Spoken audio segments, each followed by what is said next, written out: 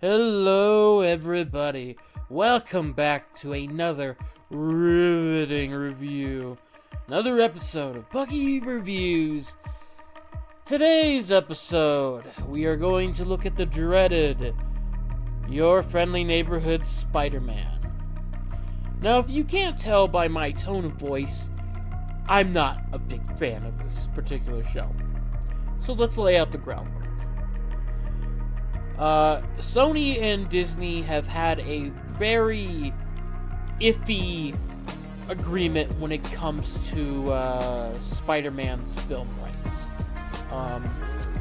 Sony could do some movies, they could do stuff with Spider-Man's universe because of the rights issues and whatnot, but they couldn't, something about TV show issues, only Marvel could do such and such, Sony could do such and such. You know, it's a whole cluster of issues. But finally, something in there which allowed them to do this is pure Disney. This is a pure Marvel Disney product. Sony really doesn't have any say in this, so this is like what you're getting if you were to let Sony have, relinquish complete control over Spider-Man. And what they go with is this, I think it's about 10 or 11 episodes of 30 minutes a pop, animated show. And at the time of this recording, Season 3 has already been confirmed. I already knew that they were going to get 2 seasons because of the way they do animation, where they just order 20 episodes and they split them into 2 seasons. 3 seasons was kind of a shock to me, but we'll get to that. Now, what is Your Friend Neighborhood Spider-Man? Okay, originally it was meant to be the origin story for the MCU Spider-Man, but then along the line they changed it up to fit, just to kind of make it be its own kind of thing, but it still got the connective tissues of an MCU filtering, I guess. You know, it's Peter Parker when he gets bit by the spider, and then journey is him becoming Spider-Man and fighting criminals, blah blah blah blah. Kind of your basic box standard stuff, while balancing the life of being a high school student and all this kind of stuff. Then they kind of throw in stuff with the MCU, but with tweaks. Like, instead of Tony Stark coming in to be like the mentor and being the supportive guy who gives Peter all the stuff he's got, it's Norman Osborn, and you know, and whatnot. It's just, it's just this show really, it annoys me to a level of unprecedented proportions. Okay, the animation for one is just crap. It's this very cheap looking 3D style, and they want to think they can cover it up by making it all cell shaded. They want to say, oh, it's like the Steve Ditko style. That is an insult to Steve Ditko's beautiful artwork. You know, they think that if they put in some crappy cell shading and make it look like Jet Set Radio, that it covers for it. But no, the animation is crap. It's lackluster, and the MTV Spider-Man show from 2002 was better, and they had less of a budget than this show. You know, Spider-Man is is total a putz. He doesn't really win fights on his own. You see, and that's kind of a consistent theme with this show. Spider-Man doesn't really get anything on his own. There's always another character. There's always another thing there that happens, and he only gets it because of that. It's never his own journey. It very much becomes where Spider-Man is not as special anymore because he has to have a group. He has to have a roster of characters that are always hounding around him. You know, he can never have anything on his own. You know, with Norman Osborn, it's the same thing like they did with the MCU Spidey. You know, it's like he can never have anything on his own. It's like you had it with Iron Man, then you had it with, you know, Mysterio kind of being a thing, but that was like the closest you got to Peter being on his own. And then No Way Home, you know, he was still kind of doing stuff, but that's the thing. They keep just throwing in all these characters that he doesn't need to have to support all of his stuff, you know. They keep doing stuff I don't like about it, like his secret identity. You know, they immediately do things where a lot of characters from his inner circle start finding out his identity really quick, and like sometimes in episodes. Like by episode 2, I think it was episode 1 or 2, he gets found out by Norman Osborn in the dumbest way possible, and even their explanation makes it really stupid. Harry finds out in the most insane way possible. Nico Monroe finds out in the dumbest way possible that is infuriating to my soul. Don't worry, you can't. Pete and I have each other's backs. Been like that since day one. Yeah, I can totally tell. We're a dynamic duo, you know? We tell each other everything. Everything? Even, you know. No. What? Peter's secret? His secret. Harry, don't you fucking do Yeah, it. all of them. What? No. No,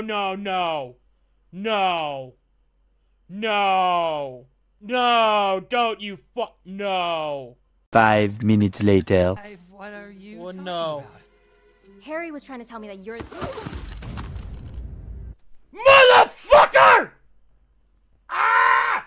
Fuck! Ah! You're doing the thing I hate!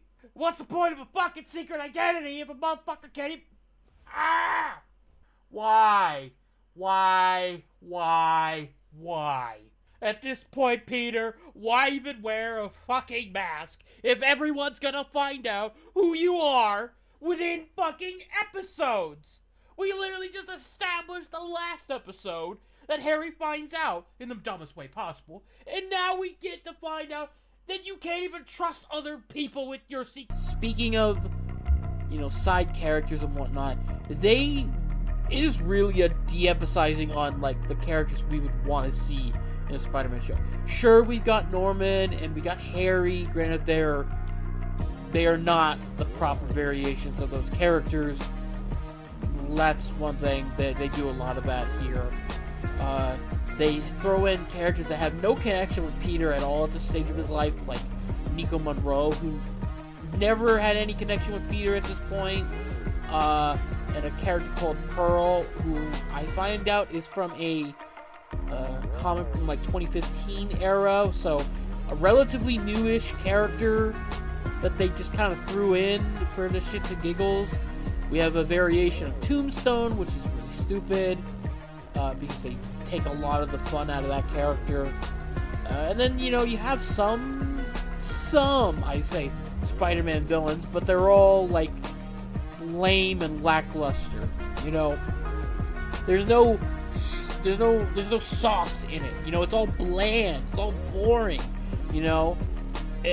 The best way I could describe it is Surf Dracula. And what is Surf Dracula? There was a particular tweet of a guy that says, okay, back in the day, there'd be a show called Surf Dracula where from episode 1 onward, the guy would always be on a board, like surfing, and that'd be the whole thing.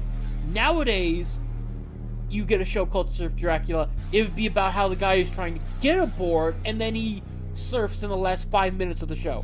That's essentially what it is. It's all about building up. Building.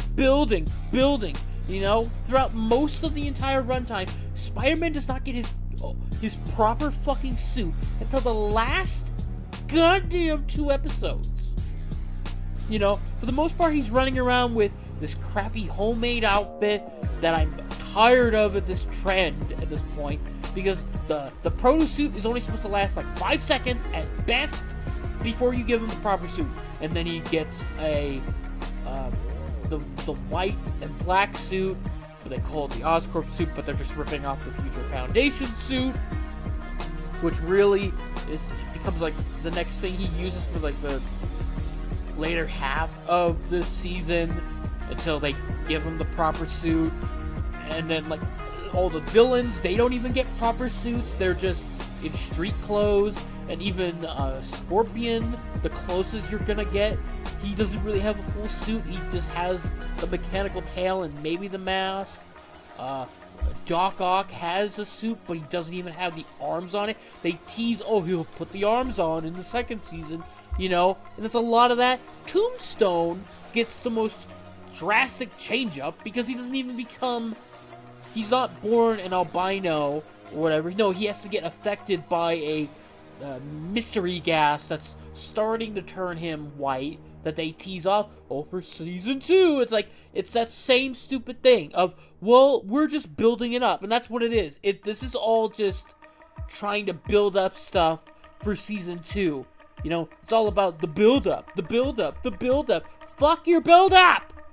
I'm honestly tired with this kind of premise for the show.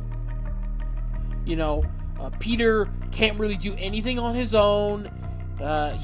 He's being involved with characters that have nothing to do with him. The writing is garbage. The depiction of characters is garbage. They do the trope of a character getting upset that the person she knows is a superhero and they kept their identity secret from them. It's like, oh no, blah, blah, blah, blah, blah. You know, how terrible. They are drastically changing characters up just for box ticking, because that's the only logical reason it would ever be the way. There was no reason for otherwise.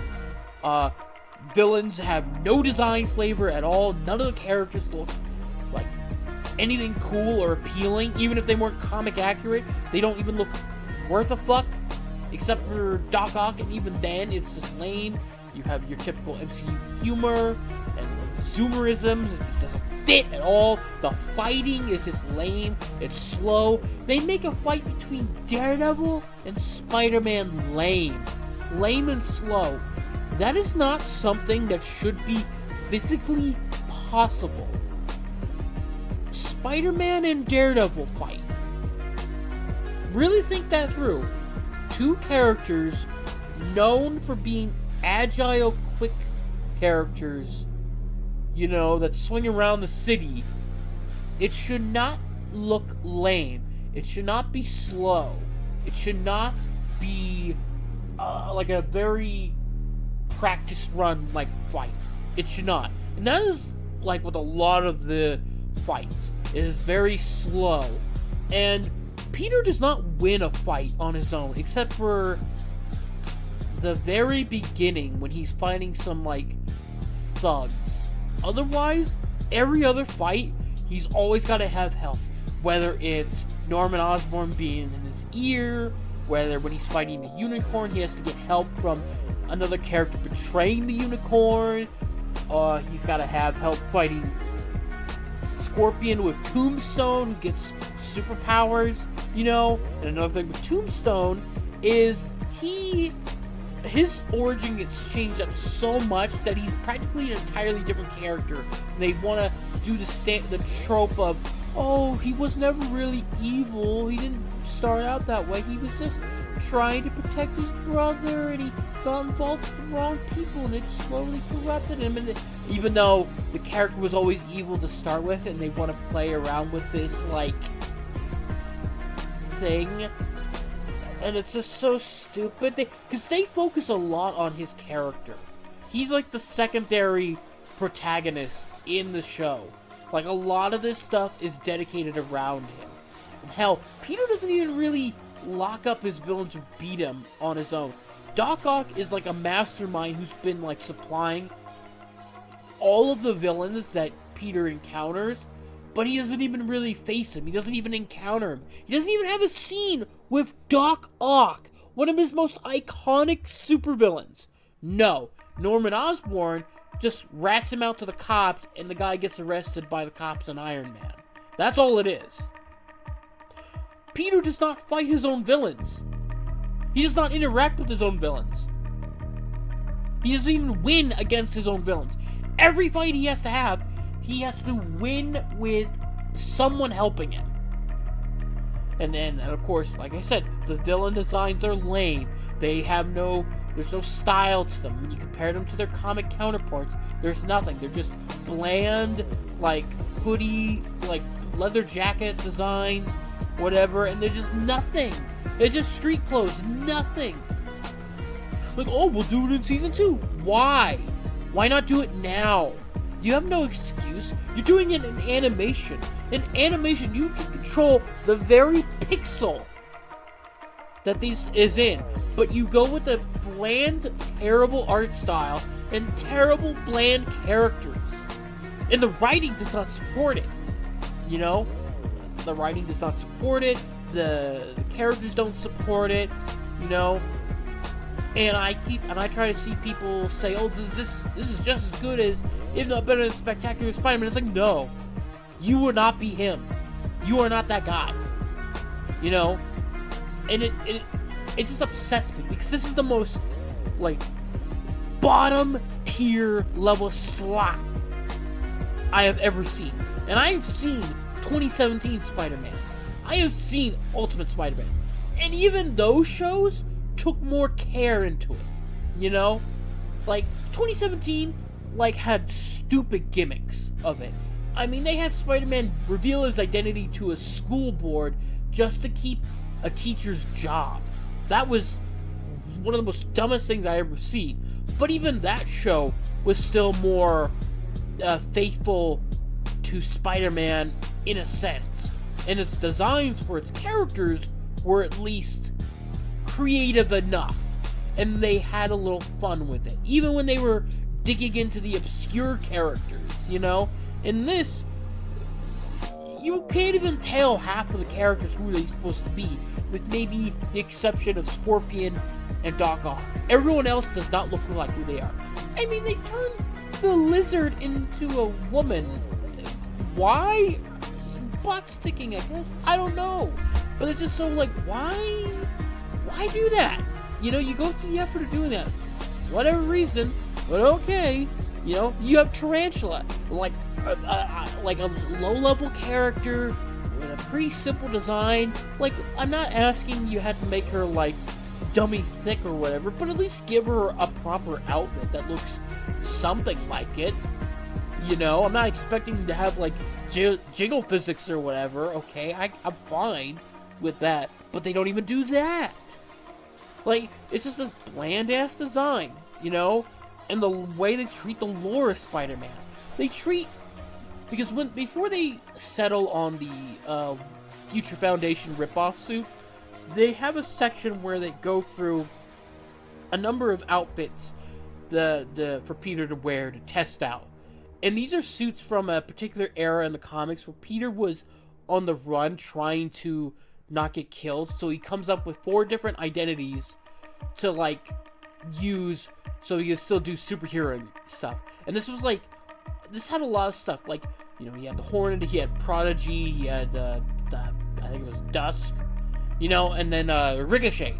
They used 3 of these suits. And this is, like, a fun, like, important arc of Peter in the comics. But in here, they treat it as a joke, where it's like, oh, he can't fly because it's a jetpack. Oh no, he can't wear the Dusk outfit because it's too scary. And no, he can't wear the Prodigy suit because it's the cape. And it's like, oh my god. But yeah, the show overall is just not worth the time. It will only infuriate you. I honestly do not recommend it at all. Like, don't even bother. Because it's low-tier quality slop that I would not feed to a pig. But yeah, that's all I'm gonna say. I hope you never watch this show. Leave your comments down in the comment section below. Let me know if there are any other things in the superhero sphere you want me to talk about. Leave them down in the comment section below. I'm gonna go watch something probably better than this show ever will be, which is not saying much. With that all being said, thank you all for coming along. Bye-bye. The dust and stone, when the echoes of